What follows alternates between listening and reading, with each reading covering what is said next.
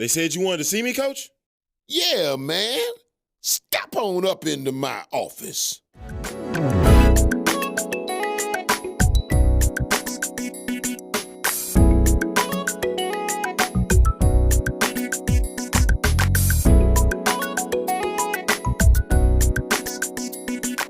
It's HomeSpun Sports with Coach John Montgomery.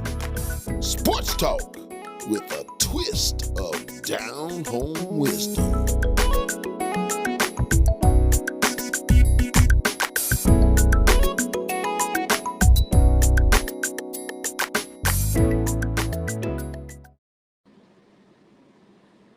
Welcome to HomeSpun Sports. It's sports talk with just a twist of down-home wisdom. I'm your host, Coach John Montgomery, and I got my show enough ride or die right up here in Oklahoma City. What's up, Slam? What's going on with you, Coach? How you doing today, man? Oh, my brother, I hope to make you happy from time to time like a bobtail rooster on a watermelon vine. That's what I'm talking about. Slim. Coach. Yes, sir. Yes, sir. Increase, Slim. Increase. We got new music. Yes, sir. I know you heard that intro, Coach. That is amazing. It just make one dance a little bit. Big shout out to Minister of Music, Wheeler Avenue Baptist Church, our beloved friend, Leon Christopher Lewis, my brother. Thank you. Thank you.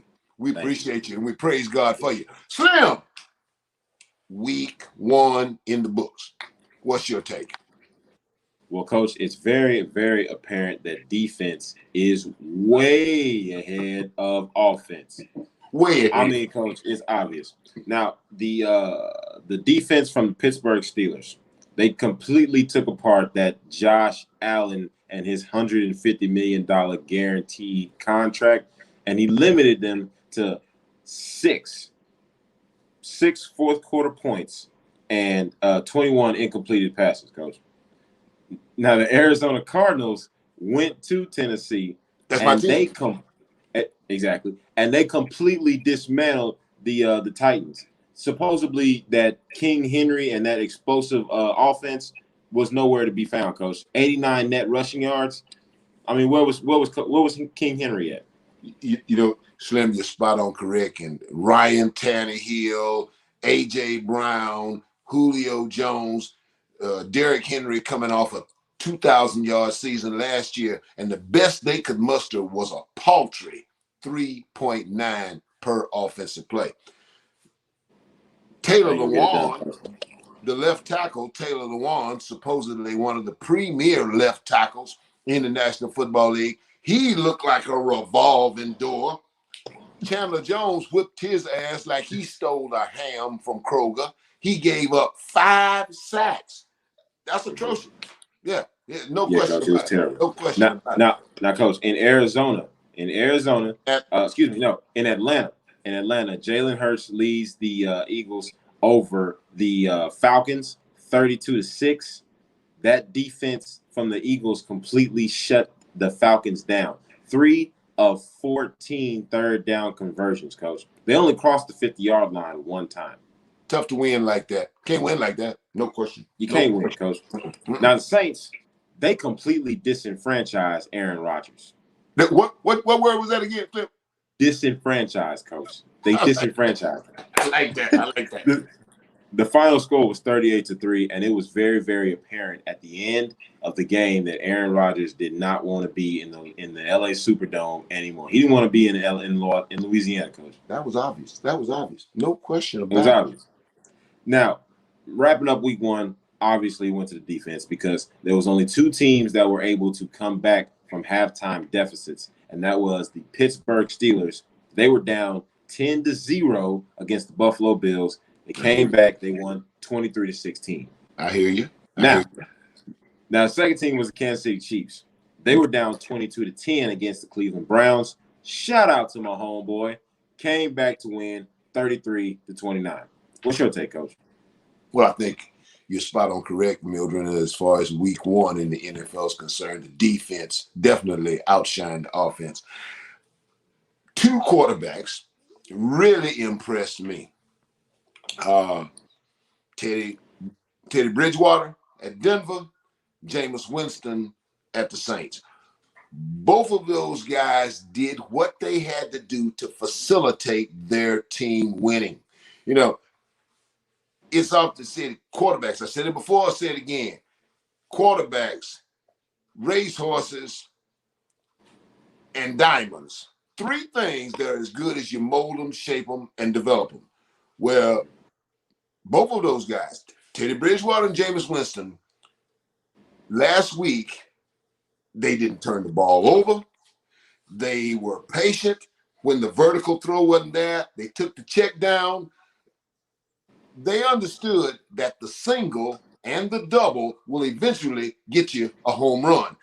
And so I'm very kudos to them. Opening day, very good performance by both of those quarterbacks. Going into now week two, I think it's all about rebound and recover. Can Dallas on Monday night taking on Detroit? Can Green Bay on Monday night taking on Detroit? Can they rebound and recover? As we speak, Slim, the Cowboys and the Chargers are hooked up in a dogfight. Dak Prescott and that Dallas Cowboy offense, they got to rebound and recover. The Colts host the Rams. And, you know, the Colts last week against Seattle, they couldn't block a soul. And O-line is supposed to be their strength. They've got to rebound and recover. Yep.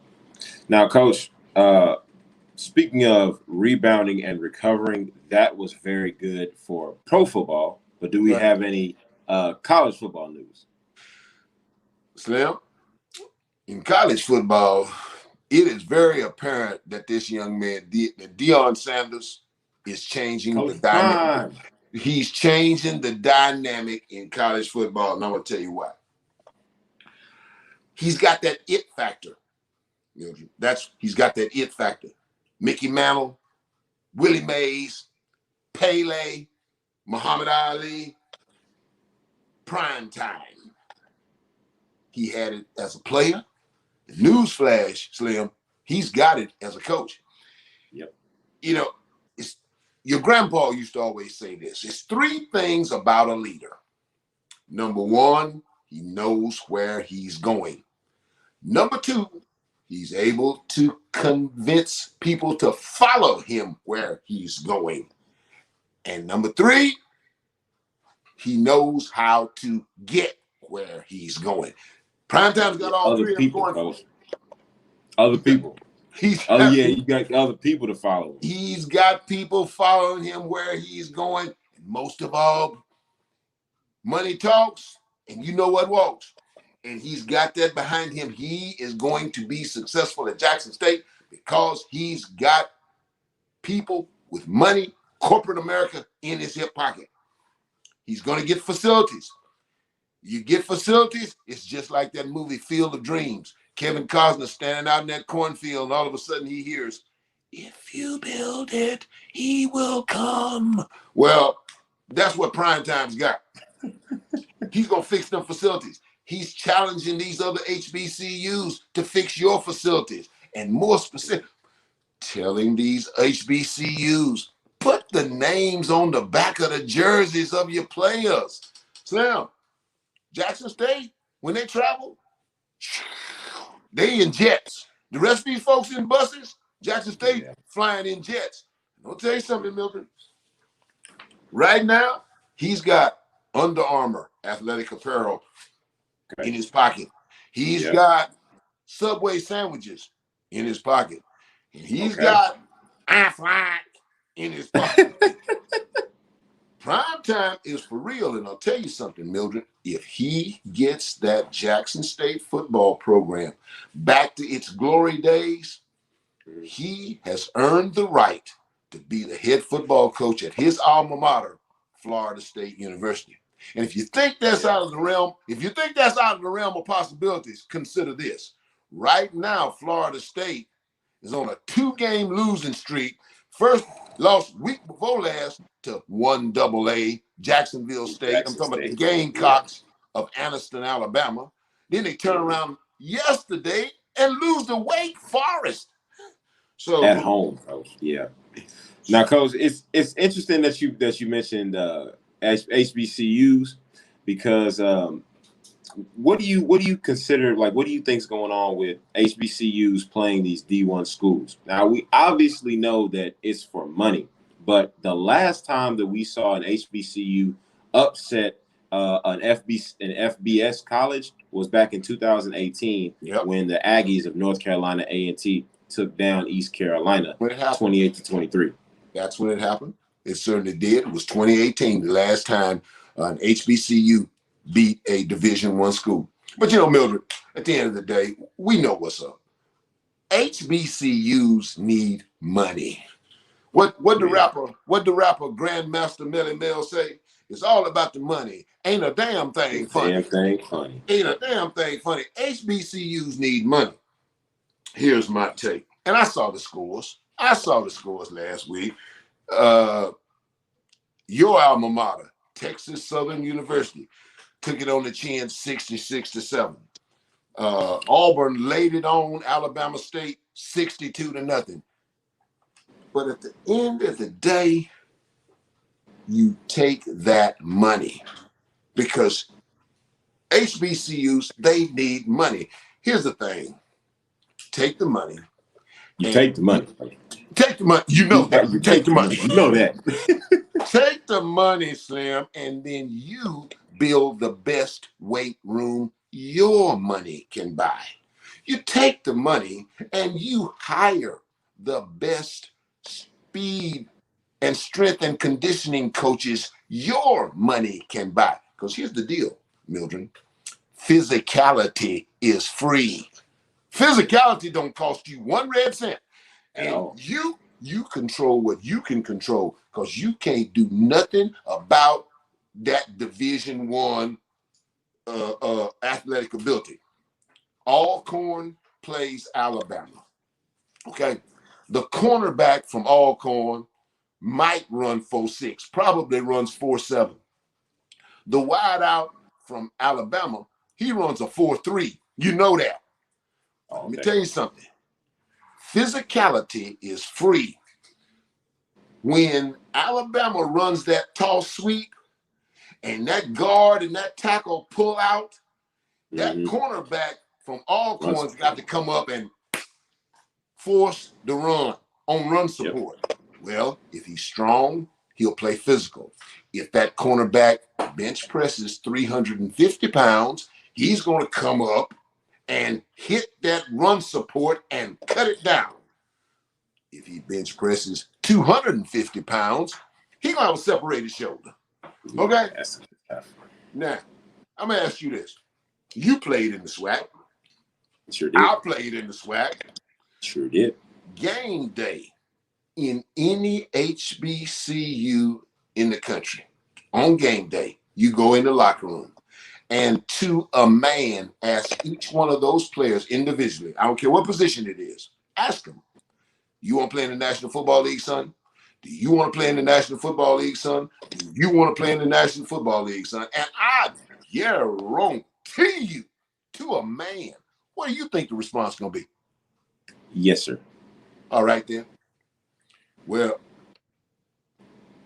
you fix to go out here on this field and show what you're made of. And when these NFL scouts come to evaluate you, they're going to pay a whole lot more attention to see how you played against the Alabamas and the Mississippi States and the Oklahomas of the world than they are against what you did against Tennessee State, Howard, Savannah State, South Carolina State, Mississippi Valley. And that's just a fact, Mildred. So you control what you can control. I'll tell you a true story, right quick. When Doug Williams was at his alma mater, Grambling State University, his first time, he had a 3-year run, 2000, 2001, 2002, a 3-year run of consecutive SWAC championships. Yeah. I got a call from Doug one day in 2001, and he said, hey, Montgomery, the athletic director at Arkansas has called my athletic director. They got an open date, and they're thinking about playing us. Call your buddy Houston Nutt. Ask Houston to schedule me. I want to play him. So I called Houston. I said, man, listen, your AD's reached out to Grambling about playing a game. What's your take, H? Houston said, oh, man, yeah, I think that's a great idea, John. I've been thinking about that, too. What's your take? I said, H, I've always told you, man, you got to bring some soul to Fayetteville, Arkansas. You way up there in them Ozark Mountains, them good old boys. You need to bring some soul to Fayetteville, Arkansas. I said, Houston, bring Grambling's band. Honor Coach Eddie Robinson at halftime. Bring some soul to Fayetteville, Arkansas. Yeah, John, yeah, I think that's a good idea. I'm going to do that. Well, that was his plan until he went to looking at that film. A couple of days later, he called me back. John, I don't want to mess with no Grambling. And Slim, he didn't go to. Hey, listen, they scheduled Weber State all the way up there in Ogden, Utah. Yeah, Ogden, yeah. Scheduled Weber State and brought them in. So you've got to look at it for what it is. Right quick. Last Saturday before last, Grambling got beat by Southern Miss 37-0. I want to tell you something. Two things about that. Number one, Southern Miss ain't that good. On the other hand, Grambling right now ain't that good. Not that good. Because I'm going to tell you something. I saw some Doug Williams coach teams back in his day when he was running things at Grambling, might have beat Southern Miss week before last. Certainly would not have lost no 37-0. So that's my Coach, let me tell you something, Coach. The last championship that Grambling won, that 2011 team that you were a part of, I believe y'all would have beat them too. Well, I tell you what, partner. One thing's a fact. We won 7 in a row to win that SWAC championship, and I had 5 guys up front that could hunt. You're probably right. We might have whooped them. Sure wouldn't have got beat no 37-0. Coach, no, and that's your rule. And that's your rule, Coach. If you can block them, you can beat them. I still say that, my brother. I still say that. No question. Slim, man, we're coming down the home stretch in this Major League Baseball season. And hey, over there in that National League, it's some flamethrowers. What's your take? Who's going to win the Cy Young Award in the international? Max Scherzer, Coach. L.A. Dodgers, Max Scherzer. Okay. He's winning it. He's my take because this is why, Coach. Right now he's leading the league in ERAs in ERA. All right, and those batters are hitting, Coach, at .118 against all playing opponents in scoring position. This will be his 4th title if he wins it, and he's definitely my take. Okay, he's 6 in his last 8 starts. He's 6-0 in his last 8, and then yeah. Big acquisition got him from the Washington Nationals. I'm a Dodger man. You know what your papa would say when the Dodgers go to the World Series? People say, "Hey Doc, who you got in the series?" My dad would say, Jackie, what you talking about? What you expect? Jackie Robinson. No question about it. Yeah, man. Good to see you again, brother. Sure good to see you. Always a pleasure, Coach. Always a pleasure. All right, my man. All right, take care. Take care, buddy. Take care. College Football Hall of Fame and the first African American to be head football coach in Division I football. My former boss, my mentor, and forever my good and dear friend, Coach Willie E. Jeffries, would often instruct his assistant coaches in saying, "Gentlemen, a leopard will not change his spots." So why now all this media attention concerning the shenanigans of Jacksonville Jaguar head football coach Urban Meyer? Newsflash, the Jaguars are a bad football team. But so are the Atlanta Falcons. So are the New York Giants. So are the Houston Texans. Only difference, the Jacksonville Jaguars are bad primarily due to a lack of respect and a lack of trust. Urban Meyer signed his former player, now 33-year-old Tim Tebow. Tim Tebow couldn't play in the National Football League when he was 23. Urban Meyer hired the strength coach from the University of Iowa that was fired for making racist comments to African-American players. But this is nothing new. This is deja vu. We've seen this act before. During his 6-year run as the head football coach at the University of Florida, Urban Meyer had 31 players arrested. And you're telling me that the late Aaron Hernandez just started to act a fool once he got to New England? Yeah, please. Is Urban Meyer going to be the next head football coach at Southern Cal? Is he not? But the one thing we know for certain, this is the same man who had an assistant coach on his staff when he was the head coach at Ohio State that he knew was slapping his wife around. And when he was questioned about it, he flippantly denied having any knowledge of it. Urban Meyer is destined to be 2021's version of Steve Spurrier / Nick Saban. Now, you can put that in print if you want to. God forbid that I would ever quote Donald Trump, but Urban Meyer being controversially selfish, that is fake news. And hey, that's how I see it. 6 o'clock, straight up and down. Hey, now that's how we see it, and that's how it is. Show you Thank right. God that we get to do this again. Thank God. Ladies and gentlemen, thank you guys so much for tuning into this week's episode of HomeSpun Sports. Sports talk with a twist of down home wisdom. Make sure that you hit the subscribe button. Click that bell. Make sure it's got them little marks by it. That's how you know it's highlighted. You can get all our premium content as soon as it's uploaded. Make sure you drop a like, hit the comments. Coach, let's go get out of here like we always do. Just like we came, my bro.